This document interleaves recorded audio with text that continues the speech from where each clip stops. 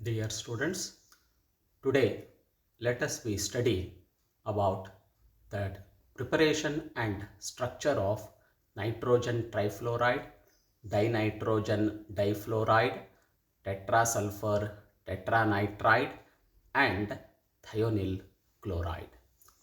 These are all the compounds of the nonmetals. Now coming to the first one, the preparation and structure of nitrogen trifluoride. Nitrogen trifluoride is similar to ammonia, where the H of the ammonia are replaced by fluorine atoms. It is prepared by fluorinating ammonia. 4NH3 plus 3F2 in presence of a copper catalyst gives rise to the nitrogen trifluoride and ammonium fluoride. It can also be prepared by the electrolysis of ammonium fluoride. Nitrogen trifluoride is a colorless gas and stable thermodynamically. Nitrogen trifluoride gas acts as a fluorinating agent. It converts copper to copper fluoride and giving dinitrogen tetrafluoride. 2NH3 plus 2Cu gives 2CuF plus N2F4. Coming to the structure of NF3. In NF3, nitrogen is the central atom and its atomic number is 7. Electronic configuration is 2s2, 2px1, 2py1, 2pz1. This electronic configuration shows that nitrogen contains 3 unpaired electrons in 2p orbitals and 1 paired electron in 2s orbital. During the formation of nitrogen trifluoride, it undergoes sp3 hybridization and forms 4 sp3 hybridized orbitals. Out of the 4 sp3 hybridized orbitals, one orbital contains a lone pair of electrons. Because of this lone pair of electrons, there is a lone pair bond pair repulsion. As a result, the bond angle in NF3 reduces from 109 degree 28 minutes to 102 degree. Whereas in case of ammonia, the bond angle reduces from 109 degree 28 minutes to 107 degree. Now, in NF3, fluorine is more electronegative than nitrogen. The dipole moment is 0.24 dBi. Whereas in ammonia, nitrogen is more electronegative than hydrogen. Therefore, the dipole moment is greater and its value is 1.48 D. Both nitrogen trifluoride and ammonia have pyramidal structure. The difference in the dipole moment of NF3 and NH3 is due to the fact that in NF3, the dipole moments due to NF bonds are in opposite direction to the direction of the dipole moment of the lone pair on nitrogen atom. In ammonia, the dipole moments due to NH bonds are in the same direction to the direction of the dipole moments of lone pair on nitrogen atom. Because of this, nitrogen trifluoride is a weaker ligand than ammonia due to its lower dipole moments. Now coming to the another compound, that is preparation and structure of dinitrogen difluoride. Dinitrogen difluoride is prepared by reacting the nitrogen hydrogen fluoride with potassium fluoride at room temperature. At lower temperature, it forms an addition compound and it turns into the dinitrogen difluoride at room temperature. It can also be prepared by passing the nitrogen trifluoride on copper. So 2Cu plus 2NF3 gives rise to 2CuF plus N2F2 plus F2. Coming to the structure of dinitrogen difluoride. Because of the double bond between the two nitrogen atoms and the lone pairs of electrons, it exhibits the cis and trans forms. So both cis and the trans forms are gases at room temperature. Boiling point of cis form is minus 106 degrees centigrade and boiling point of trans form is minus 112 degrees centigrade. Cis form is thermodynamically more stable than trans form. Nearly 90% of dinitrogen difluoride is present in the cis form. Above 70 degree, the trans form turns into the cis form and both are in equilibrium conditions. When the trans isomeric mixture of the dinitrogen difluoride is treated with aluminium chloride or nickel chloride or ferrous chloride at low temperature, it forms the trans dinitrogen difluoride as the major product. Coming to the structure of the another compound, tetrasulfur tetranitride. Tetrasulfur tetranitride is the most important nitride of sulfur which can be prepared by any one of the following methods. On treating disulfur dichloride with ammonia in presence of carbon tetrachloride at 50 degrees centigrade, we get the tetrasulfur tetranitride. Here the equations are very important. 16NH3 plus 6S2Cl2 in presence of carbon tetrachloride at 50 degrees centigrade gives S4N4 plus 8S plus 12NH4Cl.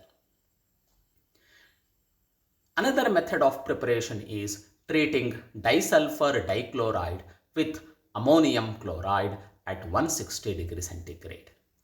4NH4Cl plus 6S2Cl2 at 160 degrees centigrade gives S4N4 plus 8S plus 16HCl. It can also be prepared by heating sulfur with ammonia. 10S plus 4NH3 gives S4N4 plus 6H2S.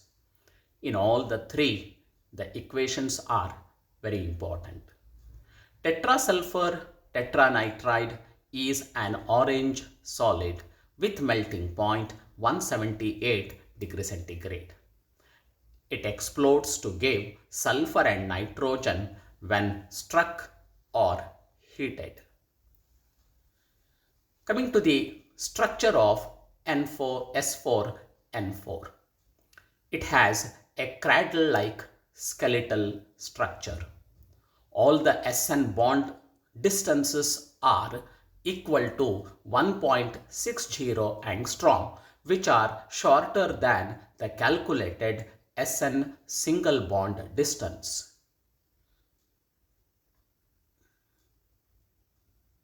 The SN single bond distance is 1.75 angstrom. This indicates some double bond character in SN bonds. The transannular SS distances are shorter than twice the van der Waals radius of sulfur atom. This indicates the weak association between the transannular sulfur atoms. The actual structure of S4N4 appears to be a resonance hybrid of the following type of structures. Students, you must remember the resonating structures of S4N4.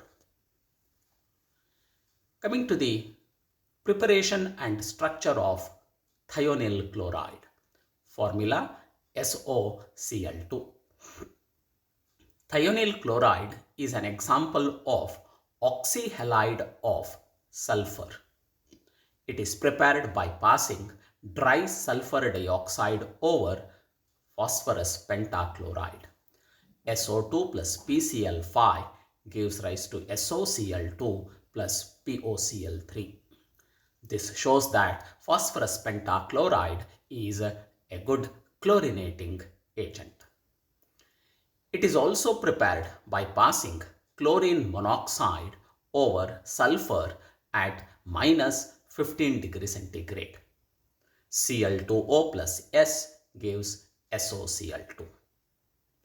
On commercial scale, sulfur thionyl chloride is prepared by the action of sulfur trioxide on disulfur dichloride at 75 to 80 degrees centigrade.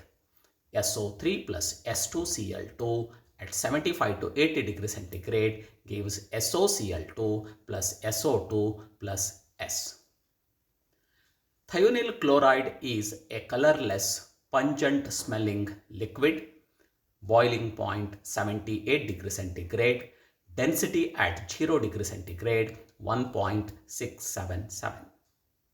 It fumes in moist air to form sulfurous acid and hydrochloric acid. SOCl2 plus 2H2O gives H2SO3 plus 2HCl. It is a good chlorinating agent.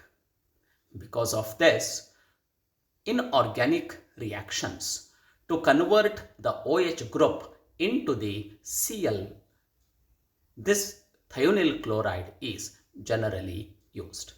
There, the organic compound containing the OH group, that is ROH, when it is treated with thionyl chloride, gives RCl plus SO2 plus HCl. Coming to the structure of thionyl chloride. In thionyl chloride, sulfur is the central atom. Atomic number of sulfur is 16 and its outer electronic configuration is 3s2, 3p4. This configuration shows that the sulfur contains the two unpaired electrons in 3py and 3pz orbitals. It contains the paired electrons in 3s and 3px orbitals. Sulfur gets excited when oxygen and chlorine comes nearer to it. The excited electronic configuration is the 3s2, 3px2, 3px1, 3py1, 3pz1 and 3d1. This shows that the sulfur contains the one unpaired electron in 3d orbital. Sulfur atom undergoes sp3 hybridization, in which one of the hybridized orbital contain lone pairs of electrons. The two sp3 hybridized orbitals of sulfur overlaps with 3pz orbitals of chlorine to form the two covalent bonds. The remaining sp3 hybridized orbital of sulfur overlaps with 2py orbital of oxygen to form a covalent bond. The double bond between sulfur and oxygen is due to the formation of a pi bond by overlapping the 3d orbital of sulfur with the 2p orbital of oxygen. This type of a pi bond is called d-pi p-pi bond or dp pi bond. Thionyl chloride has distorted tetrahedral geometry, or it is also called trigonal pyramidal geometry. It contains one S double bond O bond with length 0.145 nanometer and 2 SCl bond with length 0.207 nanometer. The Cl-SCl bond angle is 114 degree and Cl-SO bond angle is 100 degree. The S double bond O pi bond is formed by the lateral overlapping of d orbital of sulfur with p orbital of oxygen, hence it is called d pi p pi bond. The structure is shown below. Here I have shown the structures of all the compounds what we have discussed. Students, you go through the structures. Here in these structures, the bond lengths, bond angles are also given. You have to remember these bond lengths and bond angles. By seeing these structures, you can understand much better about the structures of all these, the 4 compounds. Thank you.